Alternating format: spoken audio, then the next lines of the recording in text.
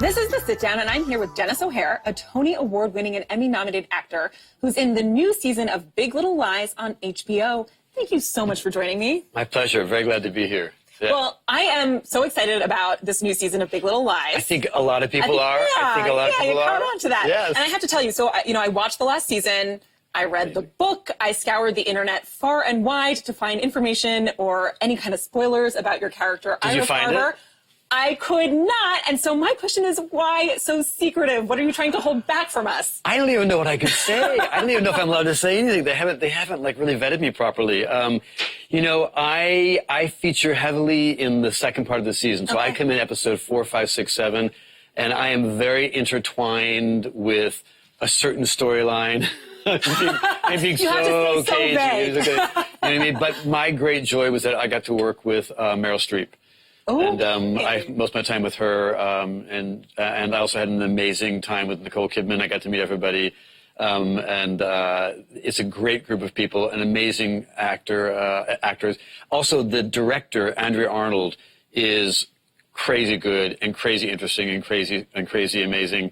And they do this thing where one director does the whole season, like they did last year. So she gets to bring in this swath of her vision to this thing, and I think it will really pay off. Well, you mentioned working with Meryl Streep. Yeah. You were not the only new addition to this cast. No. And you mentioned just how tight-knit the cast is as well. What is it like arriving on set, coming into such a tight-knit group? How is it to get in that fold of that group? Intimidating, you know what I mean? You have to kind of sit back and watch. They were all super sweet. I was amazed at how friendly everybody was. Everybody walked over and said hi to me and kind of welcomed me in. Sitting at Video Village and watching things, people would walk by and give you a friendly wave. It was a very, very, very chill set in a great way. That's really cool. You know, when I watch it, it always feels like Monterey is almost another character in it. And it almost adds to kind of the elements of seriousness. And, there's a lot of really heavy topics in the show, but there are also big moments of levity. Kind of how do you navigate that? Well, it's funny, the tone of the show is set by the writers. And David E. Kelley's an amazing writer, and you read these scripts, and you just get it all right from the script. Andrea Arnold, the director, also will set the tone. The set itself has its own ethos. It has its own sort of vibe. And if you're observant at all and intuitive at all, you'll plug into that and take the ride in the proper way. And they set the tone. They know their characters. They know what this thing feels like and looks like. And so they really, really ease you into it in a great way. Well, this is a big week for you because you have another movie coming out, Late Night, and in it you play a producer for Emma Thompson, who is a late night talk show host. Yes. And from what I heard, you actually tell her character that she's like not good for women, or she doesn't like women, something along those lines. Well, it's true. Emma Thompson's character is really, really regressive and really unevolved, and that's the great part about what Late Night does. Is it shows, and she doesn't change radically and become this incredibly new person, but she becomes aware of how much she hasn't changed and how stuck she is via Mindy Kaling's character. And I play her sort of powerless, lieutenant who both is a yes man and not a yes man. He sort of has to tell her the hard truth, but he's also terrified of her, as everybody is. And Mindy Kaling comes in, and she doesn't know this. And so she just speaks the truth, and it blows everybody's world up. Do you feel like this plot reflects the appetite for, a film really centered on a woman as a late-night talk show host? Do you think it reflects any evolution in Hollywood? I would hope. It hasn't happened yet, right? I mean, name me the late-night talk show hostess or host that's not male. I think Lily Singh might have a show coming up on NBC. But one of the biggies, one of the biggies. No, it hasn't, When I was coming up many, many moons ago, Linda Ellerby had an incredible show called Overnight, and it was a news show, but also it was sort of tongue-in-cheek and sort of irreverent, and I thought that would have had a following or some sort of legacy, and it didn't. It sort of died. So I think this show is, Late Night is a corrective to that. We'll see what happens. We'll see if then maybe Emma Thompson gets her own show. Wouldn't that be amazing? Yeah, I mean, that would be awesome. I'd watch it. Yeah, well, speaking of evolution, over the years, you have played many characters that are near and dear to queer culture. You've also been in various works that are near and dear to queer culture, from Cabaret to Milk to Dallas Buyers Club to Liz Taylor, Russell in True Blood. I mean, the list goes on and on. Are there any really iconic queer individuals that you'd want to play on screen, or any projects in particular that you'd want to do?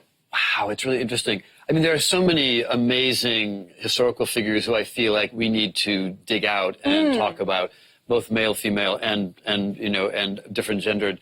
And Tchaikovsky comes to mind. Ravel comes to mind. I'm a music buff, obviously. There are these crazy figures. I mean, even someone as simple as Aaron Copland. Do people understand that Aaron Copland or Benjamin Britten are some of our great gay icons who haven't been properly celebrated and in their own ways really blazed a trail? Obviously, Harvey Milk's the greatest in terms of, the most recent evolution. But there's so many other unsung heroes who aren't actually promoted. I think of Stonewall, and I think about, that movie, at least got us familiar with some of the people who we need to know better. And so I think characters like that, I would love to be involved in a project like that. Well, you, personally, you've been really open about your family. You married your husband in 2011. You have a son. Because of the political moment that we're in, because it feels like LGBTQ rights are being chipped away at a weekly rate, does it feel any more urgent to be open about your own family and your life in that way? I mean, I've been out since I was 12, I think. And publicly, as soon as I could be out, I was out, meaning as soon as anybody cared to ask me a question, I was like, I'm gay. Because I do feel like I don't want to live a lie on any level, but also other people need to see the example. It's amazing to me how many people come up to me and talk about Liz Taylor and how Liz Taylor gave them the courage to talk to somebody in their life, to talk to themselves, to realize something about themselves, to understand something about a daughter or a sibling. And so part of that is the roles that we get to do. Ryan Murphy is amazing in creating roles that break barriers. But also in a public setting, be able to talk about the fact that I'm married to my husband. I have a son. Families come in all shapes and sizes and colors. And I'm glad to be an ambassador for that kind of change. And I've had no negative blowback. I have to tell you, I feel so lucky. I've had no negative experiences around this. I've only had positive experiences. That's really cool. I mean, speaking of your family, you also said that you live in Paris, where you moved to after Trump was elected. And you've also said that you moved to Paris for your son's safety, given police violence against people of color. Is that something that you have talked to him about yet? It's a delicate conversation. Obviously you want to tell a young black man the reality, but you also don't want to create fear in an 8-year-old boy's mind. So it's that delicate dance of being responsible and letting him know the way the world is, while giving them enough hope to know that maybe the world won't be that way for you. Maybe it will change for you. It's a responsibility. My husband and I talk about it a lot, and we've danced with it delicately with him. Part of moving to Paris was obviously escaping Trump, because I don't want to live every day angry. Unfortunately, he seeps in everywhere. You can't escape him. He's everywhere.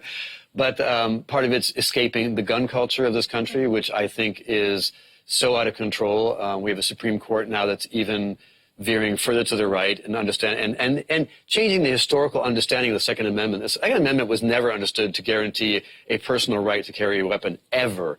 And that wasn't until the 70s when that actually happened. And this is an anomaly. We're living in an anomaly. And so until things settle down, I want to give my son a fighting chance to stay alive and to not spend every day angry. I also believe in world citizenship. And I want him to understand that he is a world citizen first. He is a child of the world, and I hope he can get that by living in different cultures. Well, one of the things you mentioned is not staying angry every single day. So just as we wind down, you describe yourself as both an actor, an artist, and an activist, right? So is there any art or even activism that's really inspiring you every day, helping break through the anger? I have to say the climate change movement, the environmental movement, the Greens have surged in Europe. This last election in Europe, I don't know if you all know about that, was amazing in that the biggest gains were amongst small Green parties. They placed third in France. They placed second in Germany, I think. They placed hugely in England. And that's young voters who are actually using the power to vote to make a difference. And they will make a difference. They're going to have a voice in the European Parliament that will affect policy and affect what Europe does in a really concrete way to stop climate change. And vote. If you're young, vote. That's what you can do. You can organize, you can vote, and you can get the right people into power who will actually make the right policies. Well, I think that is a great note to end our conversation on. Thank you so much for joining me. My pleasure. Thank you for having me. And Big Little Lies premieres on Sunday, June 9th on HBO. Stay tuned for more AM to DM.